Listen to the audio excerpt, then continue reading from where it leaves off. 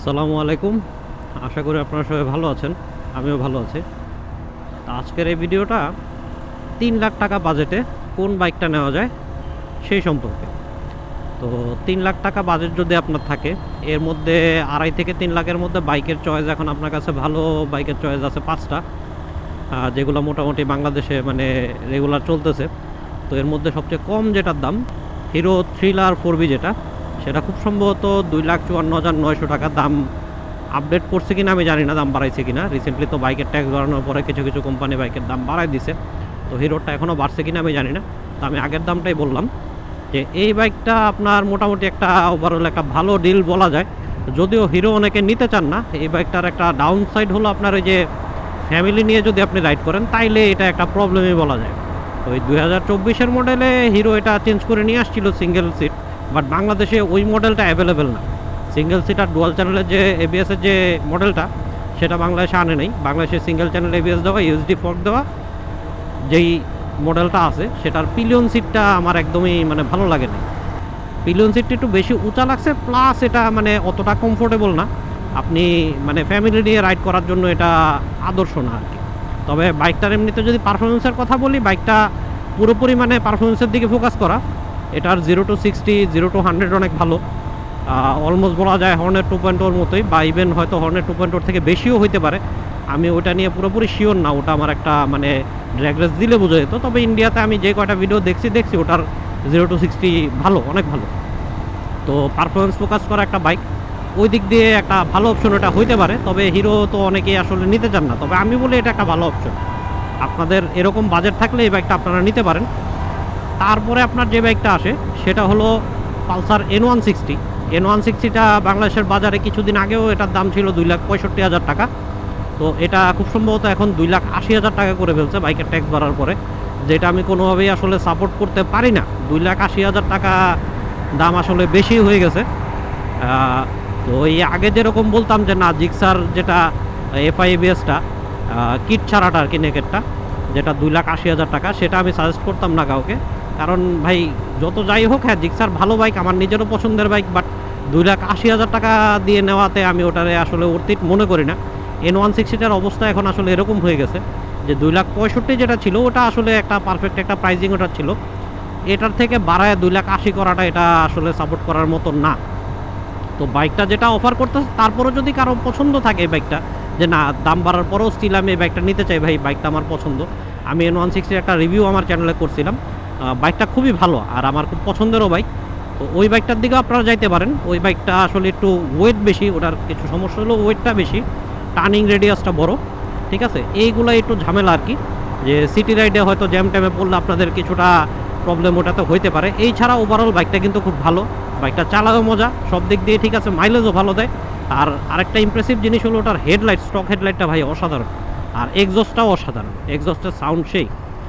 তো ওইটাও একটা ভালো চয়েস, কিন্তু দামটা বাইরে যাওয়ার পরে আমি আসলে ওটাকে ওইরকমভাবে রেকমেন্ড করতে পারতেছি না। এই জিক্সারের ক্ষেত্রেও সেম কথাই বলবো, জিক্সার খুবই ভালো একটা বাইক, সিঙ্গেল চ্যানেল এবিএস ওটাতে, খুবই ফান টু রাইড একটা বাইক। বাট ওই 2,80,000 টাকা দিয়ে নেওয়াটা আমি আসলে ওটাকে অর্থিত মনে করি না। সেটার দাম যদি 2,60,000 হইতো, তাইলে আমি মনে করি ওটা মানে একটা পারফেক্ট প্রাইজিং হইতো। 2,80,000টা আসলে ভাই সাপোর্ট করা যায় না। তবে আপনাদের যাদের পছন্দ আছে তারা অবশ্যই বাইকটা নিতে পারেন, বাইকটা চালায় খুব মজা পাবেন। আমার কাছে জাস্ট প্রাইসটা অর্থিত মনে হয় না। তারপরে আপনার যে অপশনটা আছে সেটা হলো আপনার এফজেড ভার্সন 4। সেটা আসলে এই সেগমেন্টে এই ক্যাটাগরিতে পড়ারই কথা না, তারপরও মানে প্রাইজের দিক দিয়ে পড়ে গেছে। অনেকেই হর্নেট 2.0 সাথে ওটার কম্পেয়ার করছেন। এই আমি যে বাইকগুলোর কথা বললাম এই বাজেটে, একটার সাথেও এফজেড ভার্সন 4 আসলে কম্পেয়ার হয় না। এটা খুবই আন্ডার পাওয়ার্ড একটা বাইক এবং খুবই ওভার প্রাইসড একটা বাইক। এটার প্রাইসও ওই 2,60,000 পর্যন্ত হইলে ম্যাক্সিমাম ওই পর্যন্তই ঠিক আছে। এই বাইকটা আপনারা যারা নিতে পারেন তারা হলো ধরেন একটু বয়স্ক মানুষ, বা যাদের একদমই মানে খুবই কমফোর্টেবল একটা বাইক লাগবে, সিটিতে আপনারা হয়তো ফ্যামিলি নিয়ে চলাচল করবেন বা ফ্যামিলি নিয়ে ট্যুর দিবেন, তাদের জন্য এটা একটা ভালো চয়েস হইতে পারে। বাট মানে যেটা কথা ওটা হলো খুবই ওভারপ্রাইজ একটা বাইক এটা। এমনিতে বাইকটা কিন্তু খুবই আরামদায়ক এবং চালাও মজা, ঠিক আছে। ওই দিক দিয়ে আবার বাইকটা ভালো, বাইকের কোয়ালিটিও ভালো। সমস্যাটা এক জায়গায় প্রাইজিংটা। ইয়ামাহার তো আসলে ভাই ওই অনেকেই বলেন যে ইয়ামাহার বাইক ভালো, ইয়ামাহার বাইক ভালো। ভাই ইয়ামাহার বাইক তো অবশ্যই ভালো, ইয়ামাহার বাইক নিয়ে কিন্তু কেউ মানে খারাপ কথা বলে না। সমস্যাটা হলো এসিআই, আমাদের এসিআই ইয়ামাহার বাইকের প্রাইজিংটা আসলে খুব বেশি দিছে, যেটা আসলে সমস্যা। এত প্রাইজিং দেওয়া ভাই কোনো দিক দিয়ে জাস্টিফাইড না। তারা মানে কি পরিমাণ যে লাভের তাদের অ্যামাউন্ট, সেটা আসলে বইলা বোঝানো যাবে না। অন্যান্য যে বাইকগুলা আপনি হর্নেট 2.0 ধরেন, যেটা ইন্ডিয়াতে 1,39,000 রুপি, আর এফজেড ভার্সন 4 হলে 1,29,000 রুপি।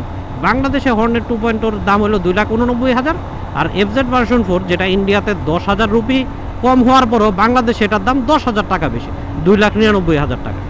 এরকম প্রাইজিং কি মেনে নেওয়া যায়? হিসাবে তো এটার দাম 30,000 টাকা মিনিমাম কম হওয়া উচিত ছিল, বা 20,000 টাকা হইলেও তো কম হওয়ার কথা ছিল। সেই ক্ষেত্রে তো 10,000 টাকা বেশি তো অনেক। আরেকজন 80 তো আমার ওভারটেক করার জন্য বারবার হর্ন ডিপার দিয়েই যাইতেছে, এই জায়গায় যে হাই স্পিড লিমিট 80। যাই হোক, এরকম মানুষজন তো আছে। তো যেটাই হোক, এই এফজেড ভার্সন 4-এর প্রাইজিংটা ভাই কোনোভাবেই জাস্টিফাই করা যায় না। তবে বাইক ভালো, আমার বাইক তো খারাপ বলা যাবে না, বাইক অনেক ভালো। আপনারা যদি আপনাদের এরকম প্রায়োরিটি থাকে যে না আমার একদম কমফোর্টেবল একটা বাইক লাগবে, আমি ফ্যামিলি নিয়ে সিটিতে চলাচল করব বা ফ্যামিলি নিয়ে আমি ট্যুর দিব, সেই ক্ষেত্রে আপনারা অবশ্যই ওটার দিকে যাইতে পারেন। আর যে লাস্ট যে অপশনটা আমি বলি যে এই 2.5 লাখ থেকে 3 লাখের যে বাজেট, এই বাজেট একবারে বেস্ট অপশন হলো হর্নেট 2.2। সেটার অনেক ভিডিও আপনি আমাদের মানে আপনারা আমার চ্যানেলে দেখছেন। আমি এটা নিয়ে ট্যুরের ভিডিও বা সিটি রাইডিং বা অন্যান্য অনেক বিষয় নিয়ে শেয়ার করছি। তো 3 লাখের মধ্যে আসলে বেস্ট চয়েস এখন আপনার কাছে এইটাই। স্পোর্টি লুকের একটা বাইক, নেকেড স্পোর্টস বলা যায়, একবারেই কমিটার না, মানে ফুল কমিটার বাইকটা না। এটার মানে পারফরমেন্স অনেক ভালো, মাইলেজও ভালো দিচ্ছে, মানে সব দিক দিয়ে বাইকটা একটা টপ ক্যাটাগরির একটা বাইকের মধ্যে পড়ে। মানে আমি তো এটা দিয়ে আপনার লং ট্যুর, সিটিতে রাইড সবই করছি টুকটাক। মানে কোনো দিক দিয়ে বাইকটা আমাকে হতাশ করে নাই, আর নেওয়ার পর আমার কখনোই মনে হয় নাই যে না এই বাইকটা আমার নেওয়া উচিত হয় নাই বা কিছু। আমার মানে যেটা মনে হয় যে না এই বাইকটা, এই চয়েসটা আমার খুবই ভালো ছিল। আমার এর আগে চয়েস ছিল আমি হয়তো N160 বা N250 নিতাম, বাট ওগুলা না নিয়ে যে আমি এটা নিছি, আমি মানে কোনো দিক দিয়ে হতাশ না। এই বাইকটা আমাকে কোনোখান দিয়ে হতাশ করে নেই। আপনারা যারা সিটি কমিউটারের জন্য বাইকটা ধরেন নিতে চান বা হাইওয়েতে ট্যুর দেওয়ার জন্য, লং ট্যুর দেওয়ার জন্য, তাদের সবার জন্যই আসলে এই বাইকটা পারফেক্ট একটা বাইক আমি বলবো। খুবই টর্কি একটা বাইক। আপনার এটার টপ তো 130 পর্যন্ত যায় আর কি, বাট ইনিশিয়াল অ্যাক্সেলারেশন খুবই ভালো, যেটা সিটি রাইডের জন্য খুবই উপকারী। প্লাস হলো লাইট ওয়েট একটা বাইক, মানে জ্যাম টাইমের মধ্যে আপনি খুব আরামে এটা চালাইতে পারবেন। ঠিক আছে, অনেকটা আপনার এই জিক্সার এমটি যেরকম একটা ফিল দেয়, আপনারা সেই সেম জিনিসটাই হর্নেট 2.0-তে পাবেন। তো এমটির সিটিং পজিশন আমার কাছে তুলনামূলক, মানে এটা আমার পার্সোনাল অপিনিয়ন আর কি, এমটির সিটিং পজিশনটা আমার কাছে খুব একটা ভালো লাগে না। কারণ ওটা চালাইলে ভাই আমার মনে হয় আমি খুব সম্ভবত মানে মনে হয় যে এই সামনের চাকার উপরে বসে আছি, মানে বেশি সামনে ফিল হয় আর কি। তো ওই তুলনায় হর্নেট 2.0-টার সিটিং পজিশন আমার কাছে একটু বেটার লাগে। বাট এটার যে রাইডিং স্টাইল বা রাইডিং ফিল যেটাই বলেন, অনেকটা এমটির মতোই। আর obviously MT better bike Hornet 2.0 থেকে, ওটার দামও বেশি, বাইকও ওটা বেটার, কারণ টপ এন্ডে ওটা হর্নেট 2.0 থেকে ওয়ে বেটার পারফর্ম এটা করবে। বাট ইনিশিয়ালি আপনি 0 to 100 পর্যন্ত বলেন, এই হর্নেট কিন্তু এমটির সাথে টক্কর দেয়, আর রাইডিং ফিলটাও অনেকটা সেমই। সো এই 3 লাখ টাকা বাজেটের মধ্যে আমি এখন এই হর্নেট 2.0-টাকেই সাজেস্ট করি। এবার তো খুব জ্যাম কি পড়ছে ওরকম না, ওরকম যাক, এই 3 লাখ টাকা বাজেটে আমি হর্নেট 2.0-টাকেই আসলে সাজেস্ট করি সবাইকে। তাদের যদি বাজেট যদি এরকম হয় যে 2,89,000 দিয়ে আপনি নিতে পারেন, পরে আপনার কাগজে হয়তো শোরুম থেকে করাইলে 15 থেকে 16,000 টাকা যাবে, মানে 3,05,000 টাকার মতো আপনার কস্ট এরকম পড়ে যাবে আর কি। তারপরও মানে এই বাজেটে আমি এটাকে পারফেক্ট একটা বাইক আমি বলবো, যে বর্তমানে বাংলাদেশের বাজারে যতগুলো বাইক আছে এর মধ্যে এটা খুবই ভালো একটা অপশন। আর যদি আপনার বাজেট কিছুটা কম হয়, তাইলে আমি মানে চোখ বন্ধ করে আমি বলবো যে ভাই আপনারা এই থ্রিলার 4B ABS-টার দিকে যাইতে পারেন। ওটার ডাউন সাইড হলো, মানে ডাউন সাইড তো অলরেডি বললামই, আর আরেকটা জিনিসের কমপ্লেন আমি একটু টুকটাক পাইছি, সেটা হলো ওটা মাইলেজ তুলনামূলক একটু কম দেয় বাকিগুলোর থেকে, যতটুকু জানলাম। সো এটার ব্যাপারে আমি আসলে পুরোপুরি শিওর না, তবে কয়েকটা গ্রুপে দেখছি মানুষ একটু মাইলেজ নিয়ে একটু কমপ্লেন করছে। তবে এটা হওয়াটা স্বাভাবিক আসলে, 4 ভ্যালভের একটা ইঞ্জিন, যেটার মানে ফোকাসই হলো পাওয়ারের দিকে, সেটা মানে ভালো পাওয়ার ডেলিভারি করে। সো এরকম একটা বাইকে মাইলেজ একটু কম দেওয়াটাই স্বাভাবিক। তা আপনাদের যদি মাইলেজ নিয়ে ওরকম আসলে প্রবলেম না থাকে, আপনারা অবশ্যই এই বাইকটার দিকে যাইতে পারেন। যদি ওরকম ক্লিয়ন কমফোর্ট আপনারা স্যাক্রিফাইস করতে পারেন, তাহলে অবশ্যই এই বাইকটার দিকে যাইতে পারেন। খুবই ভ্যালু ফর মানি একটা বাইক এটা হবে। আর যদি একবারে অলরাউন্ডার একটা বাইক চান, তাহলে অবশ্যই আপনারা হর্নেট 2.0-র দিকে যাবেন। এটা আমার একবারে পার্সোনাল রিকমেন্ডেশন, শুধু আমার না, আসলে অনেকেই এই বাইকটা নিয়েই মানে মোটামুটি পজিটিভ কথাবার্তাই বলে, নেগেটিভ কথাবার্তা তো ভাই অনেকেই ছড়ায়। যাই হোক, ওগুলার কথা না বললাম। তবে যারা ইউজার আছে, ইউজার রিভিউগুলো দেখবেন আপনারা, সবাই কিন্তু এই বাইকটা নিয়ে স্যাটিসফাইড।